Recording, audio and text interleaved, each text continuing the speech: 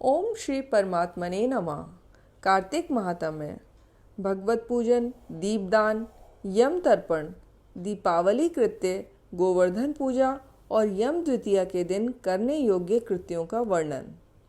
महादेव जी कहते हैं, जो प्रतिदिन मालती से भगवान गरुड़ ध्वज का पूजन करता है वह जन्म के दुखों और बुढ़ापे के रोगों से छुटकारा पाकर मुक्त हो जाता है।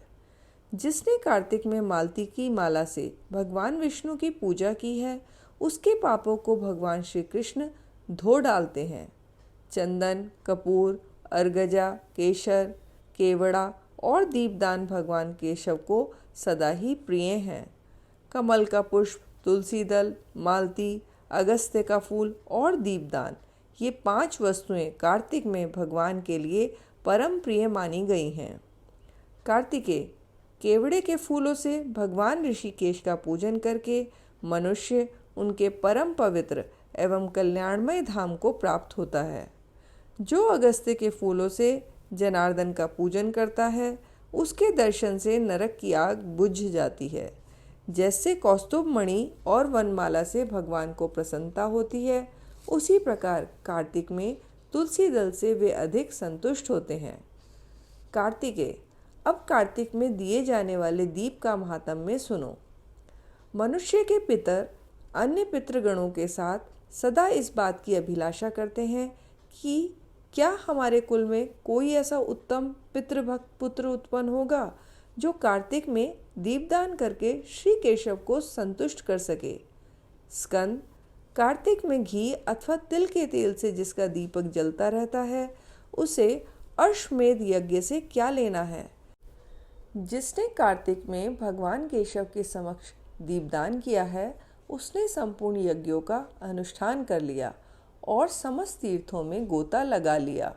बेटा, विशेषतः कृष्ण पक्ष में 5 दिन बड़े पवित्र हैं। कार्तिक कृष्णा 13 से कार्तिक शुक्ला 2 तक उनमें जो कुछ भी दान किया जाता है वह सब अक्षय एवं संपूर्ण कामनाओं को पूर्ण करने वाला होता है। लीलावती वैश्य दूसरे के रखे हुए दीप को ही जलाकर शुद्ध हो अक्षय स्वर्ग को चली गई। इसलिए रात्रि में सूर्यास्त हो जाने पर घर में, गौशाला में, देव वृक्ष के नीचे तथा मंदिरों में दीपक जलाकर रखना चाहिए। देवताओं के मंदिरों में, शमशानों में और नदियों के तट पर भी अपने कल्याण के लिए घृत आदि से 5 दिनों तक दीपक जलाने चाहिए। ऐसा करने से जिनके श्राद्ध और तर्पण नहीं हुए हैं वे पापी पितर भी दीपदान के पुण्य से परम मोक्ष को प्राप्त हो जाते हैं। भगवान श्री कृष्ण कहते हैं, भामिनी, कार्तिक के कृष्ण पक्ष की त्रयोदशी को घर से बाहर यमराज के लिए दीपदान देना चाहिए। इससे दुर्मृत्यु का नाश होता है। दीप देते समय इस प्रकार कहना चाहिए, मृत्यु, पाशधारी काल और अपनी पत्नी के साथ सूर्य नंदन यमराज त्रयोदशी को दीप देने से प्रसन्न हो। मृत्युना पाशहस्तेन कालेन भार्यया सह त्रयोदश्याम दीपदानात् सूर्यजः प्रियतामिति। कार्तिक कृष्णा चतुर्दशी को चंद्रोदय के समय नरक से डरने वाले मनुष्यों को अवश्य स्नान करना चाहिए। जो चतुर्दशी को प्रातःकाल स्नान करता है उसे यमलोक का दर्शन नहीं करना पड़ता। अपामार्ग, ओंगा या चिचड़ा, तुम्बी, लौकी, प्रपुन्नाट, चकवड़ और कटफल, कायफल, इनको स्नान के बीच में मस्तक पर घुमाना चाहिए। इससे नरक के भय का नाश होता है। उस समय इस प्रकार प्रार्थना करें, हे अपामार्ग, मैं हराई के ढेले, कांटे और पत्तों सहित तुम्हें बार बार मस्तक पर घुमा रहा हूँ, मेरे पाप हर लो। सीता लोष समायुक्ता सकंटक दलान्विता हर पाप मपा मार्ग भ्राम्यमाणा पुनः पुनः। यों कहकर अपामार्ग और चकवड़ को मस्तक पर घुमाएं। तत्पश्चात यमराज के नामों का उच्चारण करके तर्पण करें। वे नाम मंत्र इस प्रकार हैं, यमाय नमः, धर्मराजाय नमः, मृत्यवे नमः, अंतकाय नमः, वैवस्वताय नमः, कालाय नमः, सर्वभूतक्षयाय नमः, औदुम्बराय नमः, दध्नाय नमः, नीलाय नमः, परमेष्ठिने नमः, वृकोदराय नमः, चित्राय नमः, चित्रगुप्ताय नमः। देवताओं का पूजन करके दीपदान करना चाहिए। इसके बाद रात्रि के आरंभ में भिन्न भिन्न स्थानों पर मनोहर दीप देने चाहिए। ब्रह्मा, विष्णु और शिव आदि के मंदिरों में, गुप्त ग्रहों में, देव वृक्षों के नीचे, सभा भवन में, नदियों के किनारे, चहार दीवारी पर, बगीचे में, बावली के तट पर, गली कूचों में, गृहोद्यान में तथा एकांत अश्वशालाओं एवं गजशालाओं में भी दीप जलाने चाहिए। इस प्रकार रात व्यतीत होने पर अमावस्या को प्रातःकाल स्नान करें और भक्तिपूर्वक देवताओं तथा पितरों का पूजन और उन्हें प्रणाम कर पार्वण श्राद्ध करें। फिर दही, दूध, घी आदि नाना प्रकार के भोज्य पदार्थों द्वारा ब्राह्मणों को भोजन कराकर उनसे क्षमा प्रार्थना करें। तदनंतर भगवान के जागने से पहले स्त्रियों के द्वारा लक्ष्मी जी को जगाएं। जो प्रबोध काल ब्रह्म मुहूर्त में लक्ष्मी जी को जगाकर उनका पूजन करता है, उसे धन संपत्ति की कमी नहीं होती। तत्पश्चात प्रातःकाल कार्तिक शुक्ला प्रतिपदा को गोवर्धन का पूजन करना चाहिए। उस समय गौओं तथा बैलों को आभूषणों से सजाना चाहिए। उस दिन उनसे सवारी का काम नहीं लेना चाहिए तथा गायों को दुहना भी नहीं चाहिए। पूजन के पश्चात गोवर्धन से इस प्रकार प्रार्थना करें।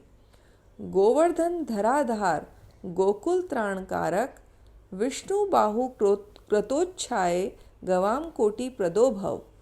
या लक्ष्मीर्लोकपालानां धेनुरूपेण संस्थिता, घृतं वहति यज्ञार्थे, मम पापम व्यपोहतु। अग्रतः सन्तु मे गावो, गावों में सन्तु पृष्ठतः, गावों में हृदय सन्तु, गवाम मध्ये वसाम्यहम्। पृथ्वी को धारण करने वाले गोवर्धन, आप गोकुल के रक्षक हैं। भगवान श्री कृष्ण ने आपको अपनी भुजाओं पर उठाया था। आप मुझे कोटि कोटि गौएं प्रदान करें। लोकपालों की जो लक्ष्मी धेनु रूप में स्थित हैं और यज्ञ के लिए घृत प्रदान करती हैं, वे मेरे पाप को दूर करें। मेरे आगे गौएं रहें, मेरे पीछे भी गौएं रहें। मेरे हृदय में गौओं का निवास हो तथा मैं भी गौओं के बीच में निवास करूं। कार्तिक शुक्ल पक्ष की द्वितीया को पूर्वाह्न में यम की पूजा करें। यमुना में स्नान करके मनुष्य यमलोक को नहीं देखता। कार्तिक शुक्ला द्वितीया को पूर्व काल में यमुना जी ने यमराज को अपने घर पर सत्कार पूर्वक भोजन कराया था। उस दिन नारकी जीवों को यातना से छुटकारा मिला और उन्हें तृप्त किया गया। वे पाप मुक्त होकर सब बंधनों से छुटकारा पा गए और सब के सब यहाँ अपनी इच्छा के अनुसार संतोष पूर्वक रहे। उन सब ने मिलकर एक महान उत्सव मनाया जो यमलोक के राज्य को सुख पहुँचाने वाला था। इसलिए यह तिथि तीनों लोकों में यम द्वितीया के नाम से विख्यात हुई।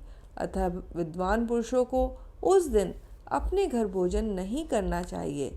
वे बहन के घर जाकर उसी के हाथ से मिले हुए अन्न को, जो पुष्टिवर्धक है, स्नेहपूर्वक भोजन करें तथा जितनी बहनें हों उन सबको पूजा और सत्कार के साथ विधि पूर्वक सुवर्ण आभूषण एवं वस्त्र दें।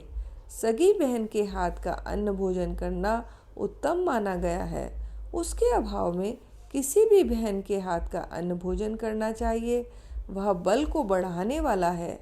जो लोग उस दिन सुवासिनी बहनों को वस्त्र दान आदि से संतुष्ट करते हैं, उन्हें 1 साल तक कलह एवं शत्रु के भय का सामना नहीं करना पड़ता। यह प्रसंग धन, यश, आयु, धर्म, काम एवं अर्थ की सिद्धि करने वाला है। इति हरि ओम तत्सत, हरि ओम तत्सत, हरि ओम तत्सत।